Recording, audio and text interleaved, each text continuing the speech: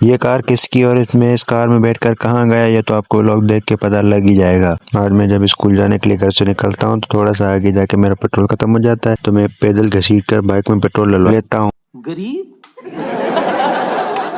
अरे ऐसी कोई बात नहीं, कुछ दिन पहले मैंने 1000 रुपए का पेट्रोल डलवाया था और काफी दिन के बाद मैं ऐसे ही चलाता रहा और मैंने पेट्रोल ही नहीं डलवाया। और लेकिन जब कल मुझे अचानक से पेट्रोल खत्म हो गया, लेकिन खैर मजबूरी का नाम शुक्रिया। बाद में मैं बाइक में 150 का पेट्रोल डलवा के स्कूल की तरफ निकल जाता हूँ।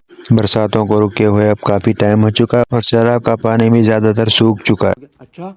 थोड़ी देर के बाद मैं 8.2 किलोमीटर का रास्ता तय करने के बाद स्कूल आ जाता हूँ। थोड़ी देर के बाद बच्चों की लाइंस लगवा के हम प्रे करवाते हैं और प्रे करवाने के बाद सब बच्चों को क्लास की तरफ भेज देते हैं। प्रे करवाने के बाद जब हम क्लास में जाते हैं तो देखते हैं क्लास के अंदर अचानक से कहीं से चमगादड़ आ जाता है जो कि पूरी क्लास में घूम रहा होता है।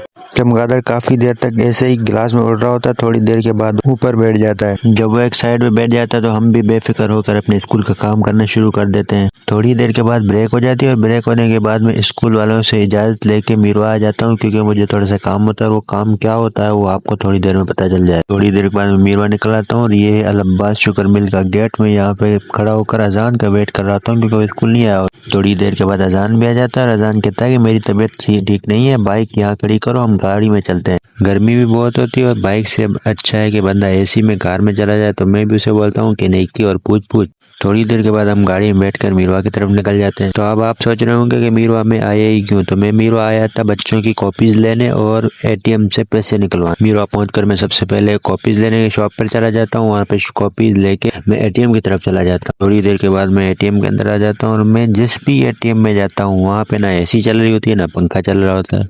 मतलब मेरे साथ दुश्मनी होती है। एक तो एटीएम में ना एसी है ना पंखा और ऊपर से इस एटीएम में पर्ची भी नहीं निकलती। खैर थोड़ी देर के बाद अल्लाह अल्लाह करके पैसे भी निकल आते हैं और मैं पैसे लेके बाहर आ जाता हूँ। एटीएम से निकल के पैसे मैं उसी शॉप में जाता हूँ और उससे पेमेंट करता हूँ। पेमेंट करने के बाद हम मीरवा से बाहर चले आते हैं और मैं अजान को मिल पर छोड़ता हूँ। नहीं बल्कि अजान मुझे मिल पर छोड़ता है और वो मिल के अंदर चला जाता है और मैं मिल के बाहर बाइक निकाल कर वापस स्कूल की तरफ आ जाता हूँ। जब मैं मीरवा आ रहा था तो स्कूल वाले मुझे बोलते हैं कि अब तो मीरवा जा ही रहे हो तो हमारे लिए काम करके आना, और वो मुझे खाने के कुछ आइटम देते हैं कि ये सब लेके आना। और मैं जब वहाँ पहुँचता हूँ तो उनसे ये आइटम परचेज करता हूँ और वो मुझे शॉपर में जब बांध के देते हैं तो मुझे लगता है कि ये सामान पूरा हुआ। जब मैं वापस लेके स्कूल में पहुँचता हूँ तो देखता हूँ इसमें 70 से 80 रुपए की आइटम्स कम होते हैं।